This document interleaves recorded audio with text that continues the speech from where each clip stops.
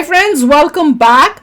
PM Modi's direct hit on Yunus at the summit जो वो गए हैं, वो क्या बोलते हैं इसको?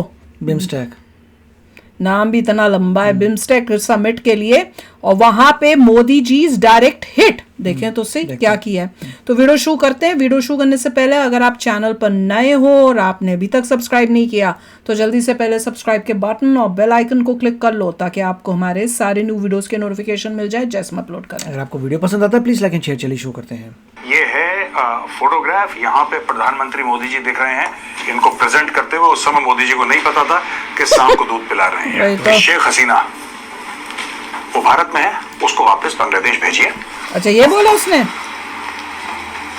ये होगा नहीं, वो ऑब्वियसली नहीं होगा। ये होगा नहीं, ये हो नहीं सकता। पता नहीं क्यों, why is he wasting his breath. Teesta river का प्रोजेक्ट दे रहे हैं चाइना को, जो कि पहले भारत को दिया था। कह रहे हैं नहीं, ये तो हम चाइना को देंगे। यानी कि रिवर में पहले आप जियो पॉलिटिक्स लेकर आ रहे हैं। शुरुआत तुम कर रहे हो। जब भारत चूड़ियां कसेगा तुम्हारी, फिर तुम्हारी चीखें निकलेंगी। मैं तो अमित शाह जी को यहां तक बोलूंगा कि सर आप बीएसएफ को खुला आदेश दे दीजिए कि वहां से जो आया उसको ठोक दो। मैंने तीनों जगह क्रॉस कर दिया, आप देख लेना, कख नहीं होने वाला इसका। आप नोट कर लो, मेरी गारंटी ले लो। बातचीत बहुत होगी, फिर तुम्हारा पानी रुकेगा, तुम्हारा चावल रुकेगा, तुम्हारी बिजली रुकेगी, सब कुछ तुम्हारा रुक जाएगा, तेल पानी डीजल सब रुक जाएगा। फिर तुम चीखोगे कि हम मर गए, इंडिया ने साजिश कर दी। राइट? इन्होंने ये जाके थाईलैंड में जाके थाईलैंड के जो प्राइम मिनिस्टर थे उनको तो ये नहीं बोला ना कि holding of democratic values in Thailand. No, never said it, never said it anywhere. He is saying it to Bangladesh because there is no democracy in Bangladesh.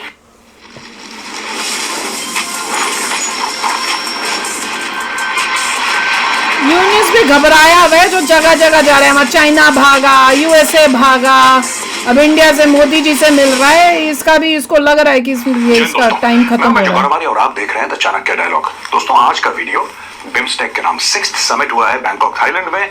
और यहाँ पे सारे के सारे आप देखिए, नेपाल, भारत, बांग्लादेश, थाईलैंड, भूटान, म्यांमार, श्रीलंका, सबके दोस्त यहाँ पे इकट्ठा हुए। क्या क्या बातें हुई, ये कोई भी वंडर कर रहा है। ये थाईलैंड की प्राइम मिनिस्टर हैं, राइट? वो इतनी यंग कैसे हो गई? 38 ईयर्स ओल्ड है। अच्छा, क्योंकि डायनेस्टी सिस्टम वाला है। अच्छा, मेरे को अब समझ में आई। मैं आपको आज बताऊंगा। मोहम्मद यूनुस काफी टाइम से रिक्वेस्ट कर रहे थे प्रधानमंत्री मोदी से मीटिंग के लिए, तो उसके भी जो इनिशियल अभी तक हमारे पास जो जराए से इंफॉर्मेशन आई है वो भी हम आपके सामने लेकर आएंगे कि इनकी मीटिंग में हुआ क्या। और दोस्तों, एंड में मैं आपको एक मैप दिखाऊंगा। मैप बहुत जरूरी है मैप दिखाना, क्योंकि मैंने वीडियो बनाया था, वो काफी लोगों ने बोला कि नहीं साहब ऐसा है वैसा है, ये हो नहीं सकता। आप थोड़ा सा एंड तक रुकिएगा इस वीडियो में, तब मैं आपको बताऊंगा मैंने बोला क्या था। एक शॉर्ट क्लिप पुरानी दिखाऊंगा, फिर मैं आपको बताऊंगा मैं क्या रहा था। शुरुआत से ही प्रधानमंत्री के डिसीजंस अग्रेसिव रहे हैं। आर्टिकल 370-35 हो या रीसेंट वक्फ अमेंडमेंट बिल, नेशनल और इंटरनेशनल इश्यूज के साथ साथ इस गवर्नमेंट को कॉमन मैन की भी टेंशन रहती है। रिसेंटली मोदी गवर्नमेंट ने इंडिया की इंश्योरेंस रेगुलेटरी बॉडी IRDAI को गोल दिया है कि 2047 तक पूरे इंडिया के लोग इंश्योर्ड हों। क्या नोटिस करने वाली बात है, ये सरकार इंश्योरेंस जैसे टॉपिक पर फोकस कर रही है और उसे पुश करने के लिए जरूरी एक्शन ले रही है, क्योंकि इन्हें। लेकिन दोस्तों, ये बात टालने वाली नहीं है, इसलिए टर्म इंश्योरेंस काफी जरूरी है। एक पॉलिसी नहीं, एक वादा है। सेविंग्स पर असर डालती है, बल्कि आपके परिवार साथ अगर आप कंपनी स्विच करते हैं जगह पर सारे क्लिक कीजिए। अब दोस्तों, हम आज डिस्कस करेंगे नरेंद्र मोदी जी की मोहम्मद यूनुस के साथ जो मीटिंग हुई थी उसके बारे में हम आपको विस्तार से बताएंगे। लेकिन वो बताने से पहले एक छोटा सा मैसेज। दोस्तों, यहाँ पे मीटिंग हुई और मीटिंग अब रैप अप हो रही है। वहां पे जब हम ये रिकॉर्ड कर रहे हैं that meeting is getting wrapped up. मैं बिम्स्टेक की बात कर रहा हूं। चलिए मैं आपको ये बताता हूं कि मीटिंग में खास तौर से मोहम्मद यूनुस की जो मीटिंग हुई है प्रधानमंत्री मोदी जी से, उस मीटिंग का क्या निचोड़ निकला, नंबर 1। नंबर 2, ये बिम्स्टेक है क्या और ये भारत के लिए इतना जरूरी क्यों है। चलिए मेरे साथ। दोस्तों, ये देखिए, हाथ मिला लिया मोदी जी ने मोहम्मद यूनुस से। और मोहम्मद यूनुस काफी टाइम से रिक्वेस्ट कर रहा था कि सर प्लीज मुझसे मिलिए, जरा बातचीत करते हैं। और ये जो मीटिंग की रिक्वेस्ट थी, इसकी पहल बांग्लादेश ने करी। Bangladesh was the one that send India the request that Mohammad Yunus wants to meet prime minister Modi. दोस्तों, यहाँ पे 2 अलग अलग ट्वीट हैं, ये भी बांग्लादेशियों ने ट्वीट करे हैं। अब दोस्तों, सबसे पहले मैं आपको बताऊंगा, ये देखिए हाथ मिलाने के बाद ये ट्वीट है chief adviser of the government of Bangladesh. ये फोटो आज की है, लेकिन ये फोटो के अंदर जो फोटो है, ये जो गिफ्ट कर रहे हैं मोदी जी को, ये फोटो 2015 की है, जहां पे 102nd इंडियन साइंस कांग्रेस में मोदी जी एक अवार्ड दे रहे हैं मोहम्मद यूनुस को। वापस ले लो। उस समय शायद मोदी जी को ये नहीं पता था वो किस सांप को दूध पिला रहे हैं, लेकिन कोई बात नहीं, होता है ऐसा। ये किसी अंदर से क्या 2015 की पता आज की चलता तारीख में 2025, तो ये इसका रेफरेंस है। ये फोटोग्राफ आज की है, this photograph is from today, but ये फोटोग्राफ जो गिफ्ट कर रहा है मोदी जी को, ये पुरानी यादें हैं 2015 की। अच्छा, यहाँ पे ये कहते हैं on the sidelines of the 6th BIMSTEC summit in Bangkok Thailand on Friday, ये मोदी जी के साथ मिले। दोस्तों ये नीचे ना मीडिया काफी डिस्कस कर रहा है चीजें। यहाँ पे बेंजामिन नेतन्याहू से मिलते हैं तो गले मिल रहे हैं, यहाँ पे मोहम्मद बिन सलमान से मिल रहे हैं तो मोदी जी मैं तो पहले ही बोल दिया था, मोदी जी सो सीरियस, जिससे भी मिलना है मोदी जी गले मिल रहे किस हैं। बात से यहाँ मिल पे रहे? क्यों मिलेंगे सिर्फ गले? इससे हाथ मिलाया है। लोग कहते हैं कि मोदी जी की ना एम्ब्रेस करना, हक करना, ये भी एक गले मिलने की डिप्लोमेसी है मोदी जी की। जिस देश के बड़े करीब हैं उसके सदर से, उसके प्रधानमंत्री से, प्रेसिडेंट से ये गले मिलते हैं, दिखाने के लिए कि आप हमारे भाई हैं, आप हमारे मित्र हैं। और जो सिर्फ फॉर्मल जिनसे बातचीत होती है उनसे सिर्फ मोदी जी हाथ मिलाते हैं। डिप्लोमेसी में दोस्तों ये बहुत इंपॉर्टेंट है। ये छोटे छोटे जेस्चर्स जो होते हैं ना, पहले बताया भाई, these are of paramount importance. कैसे बैठे, कैसे मिले, मुस्कुराए कि नहीं मिलाए, क्या कंधे पे हाथ रखा, क्या एक साथ चले, क्या चुपचाप कुछ, ये सारी की सारी चीजें जो हैं एनालिस्ट इन सब चीजों को एनालाइज करते हैं। और अभी का जो हॉट एंड बर्निंग टॉपिक है, लोग ये कंपैरेटिव दिखा रहे हैं कि साहब डोनाल्ड ट्रंप के साथ गले मिले, पुतिन के साथ गले मिले, वहां पे फ्रांस में गले मिल रहे हैं साहब, और 10 डाउनिंग स्ट्रीट। अरे मोदी जी के मुंह पे स्माइल तक नहीं है, सारी की सारी सीरियस। पुरानी फोटो लोग ला रहे हैं मोदी जी के फर्स्ट टर्म से। वो यूनुस करने की कोशिश कर रहा है स्माइल करने की, नॉर्मल वो स्माइल कर फोटो रहा है। के चाहिए, यहाँ पे ये बैठा है, यहाँ पे मोदी जी बैठे हैं, और ये उसको चाहिए कुछ इंडिया से, अब इसलिए आया।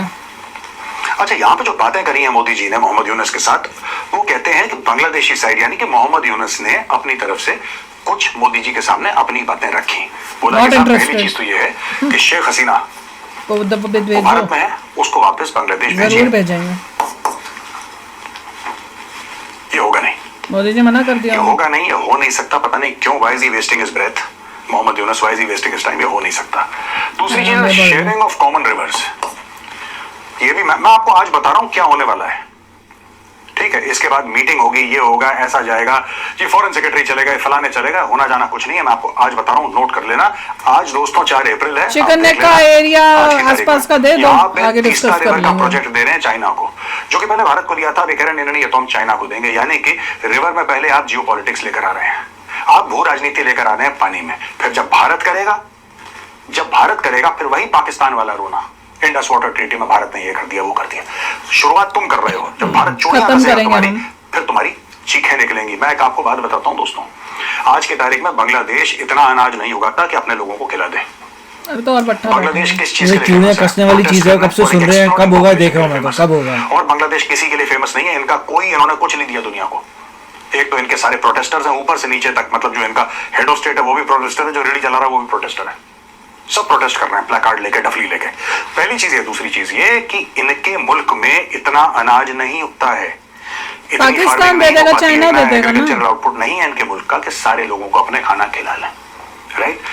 कुछ एरिया में खेती होती है, बाकी एरिया कभी बाढ़ में, कभी सूखे में, ये इनके हर साल का साइकिल है। और यहाँ पे जो सबसे ज्यादा इनको सप्लाई कर सकता था, सबसे ज्यादा इनको खिला सकता था, सबसे ज्यादा ट्रेड कर सकता था, जिसके साथ इनका 4000 किलोमीटर से ज्यादा बॉर्डर है, हर रोज आप कोई ना कोई कमेंट पास करके आप इंडिया को जानबूझ के अपसेट करने की कोशिश कर रहे हैं। इंडिया तुम्हारी चूड़ियां कसेगा, आज नहीं तो कल, नहीं तो परसों, धीरे धीरे तुम्हारी चूड़ियां ऑलरेडी कसना शुरू हो गए। उसके बारे में मैं बाद में आऊंगा। दोस्तों ये देखिए बॉर्डर किलिंग, इस पे भी भारत कुछ नहीं करना। देखो, अगर तुम्हारे कैटल स्मगलर आएंगे तो बीएसएफ गोली चलाएगी, साफ सीधी बात है। मैं तो अमित शाह जी को यहां तक बोलूंगा कि सर आप बीएसएफ को खुला आदेश दे दीजिए कि वहां से जो आया उसको ठोक दो, सीधी सी बात है। ये जो बांग्लादेशी आ रहे हैं, ये कहां से आ रहे हैं? ये बॉर्डर से आ रहे हैं, ठीक है। हाँ, उनको नेताओं का सपोर्ट है, जो स्टेट में जो नेता हैं, अलग अलग राज्यों के जो स्टेट के अंदर पॉलिटिशियंस हैं, उनका सपोर्ट है। लेकिन स्टेट के पॉलिटिशियंस तो तभी सपोर्ट कर पाएंगे सर उनको जब वो भारत के अंदर आ जाएंगे। हम कहते हैं कि वेस्ट बंगाल में जो कुछ नेता हैं या कई नेता हैं, इन घुसपैठियों को सपोर्ट करते हैं, करते भी होंगे, बिल्कुल करते होंगे सर। लेकिन ये तब सपोर्ट करते हैं ना सर जब वो देश के अंदर घुस जाते हैं। ये बॉर्डर पे तो नहीं बैठा ना, बॉर्डर पे तो नहीं बैठा है जो पॉलिटिशियन है, तो वो बॉर्डर का फेंस कैसे पार करके आए? मेरा ये सवाल है। यहाँ पे बीएसएफ को आदेश मिलने चाहिए, अब ठोक दो, आप 15-20 गिरा दोगे सर, सब लाइन पे फेंसिंग है ही नहीं। ये फायदा उठाते हैं विक्टिम कार्ड टनल से घुस के कई जगह नालों से घुस के आ रहे हैं। तुम गरीब हो तो यार तुम्हारा जिम्मा हमने नहीं उठा रखा, ठीक है, तुम्हारा देशी गरीब है, तुम कहां से अमीर हो जाओगे, ठीक है, it's not our responsibility, Bangladeshis are not our responsibility, ठीक है। लग ऐसा रहा है यूनुस आया था बात करने मोदी जी से कि भैया शेख हसीना को हमारे यहाँ पर वापस दे दो। वो तो पॉसिबल है नहीं, तुम जो करना है कर लो। छोटी सी तुम कंट्री हो, चले हो इंडिया जैसी कंट्री को बोलने कि तुम हम, ये तो ऐसे हुआ कि छोटी सी कोई कंट्री यूएसए को बोल रही हो कि ये हमको वापस कर दो, और यूएसए कहा अभी बताता हूँ। वो जैसे कह रहे हैं ना चूड़ियां थोड़ी टाइट करनी है, वो शुरू कर देना चाहिए, वेट किसी वेट नहीं करनी चाहिए, इतना हो चुका है, पता है इज एंटी इंडिया। और बल्कि अगर टाइमली फैशन पे नहीं करेंगे तो वहां के लोगों का ब्रेन वॉशिंग तो शुरू हो चुकी है। अभी तक लग रहा है शुरू नहीं किया, जैसे वो लोग बोल रहे हैं कि हम 7 सिस्टर्स के बारे में कमेंट आ गए, ये सब आ गए, तो लग नहीं रहा कि इंडिया ने चूड़ियां कसी हैं अभी तक। अभी शुरू हो रही हैं, ऐसा लग रहा है। वो बहुत जल्दी हमें क्विकर एक्शंस लेने चाहिए ऐसी सिचुएशंस में रादर देन वेटिंग, क्योंकि वेट करने से कोई फायदा नहीं होता। वेट करने से चीजें और कॉम्प्लिकेट होती हैं और उसके बाद उनको ठीक करना और प्रॉब्लमैटिक हो जाता है। पर अच्छी बात है मोदी जी मिले हैं, उससे मोदी जी को दिख गया होगा कि इस बंदे के इरादे क्या है। मोदी जी ने जजमेंट तो कर ही ली होगी, और जिस तरह से बातचीत हुई होगी हम मोदी जी का तो हमें पता ही है। अब वो अगर गुस्सा दिला दिया होगा मोदी जी को तो भैया फिर तो इनकी बैंड बजने वाली है। और उससे पंगा ले रहे हैं जो दोस्त था, जिसकी वजह से बांग्लादेश बना, उससे तुमने ये पंगे लिए, इतनी दुश्मनी इतनी हेट्रेड तुम्हारे अंदर आ गई है। प्रॉब्लम मोस्ट लाइकली यही है कि इसकी दाल बाकी देशों में गल नहीं रही। देखिए जो बातचीत हुई है किसी को पता नहीं चलेगा, नहीं वो तो इंटरनल होगी, नोबडी विल नो क्या बात हुई। ये तो सब लोग कर रहे होंगे अपने स्पेकुलेशन चल रहा है कि ये बात की होगी, पर इसमें इसके पास हिम्मत कैसे हो सकती है मोदी जी को बोलने की शेख हसीना को हमारे पास भेज दो। एक्शन लेना पड़ेगा इंडिया को, we have to take action, we have to take very strict actions. और बांग्लादेश से तो कोई अंदर आना नहीं चाहिए, एक भी बंदा जो है एंटर होना नहीं चाहिए। और अगर वैसे तो हमारे देश के अंदर गद्दार बैठे ही हैं जो दिख ही रहे हैं, पॉलिटिशियंस तक बैठे हैं जो demography of our states change करने की कोशिश कर रहे हैं। वही वोट बैंक का रोना, हर जगह पे ये ऐसे लोग तो हैं ही ना कि इनको लाओ सेटल करो फिर इनसे वोट लेके हमेशा पावर में रहो। पर एनीवे सिचुएशन अच्छी नहीं है, पर देखते हैं अब आगे क्या होता है। मोदी जी मिलके आए हैं, अब क्या एक्शंस लिए जाते हैं वो टाइम बताएगा अब हमको। तो चलो यार आप भी शेयर करना अपने थॉट्स। चलते हैं, मिलेंगे नेक्स्ट वीडियो में बहुत ही जल्द। Till then take care and bye bye. तो अगर आप मेरे इस चैनल पे नए हो तो जल्दी से सब्सक्राइब के बटन को हिट करो और बेल आइकन को क्लिक करो, ताकि आपको मेरा जब नया वीडियो मैं लगाऊं आपको उसके बारे में जल्दी से पता चल जाए।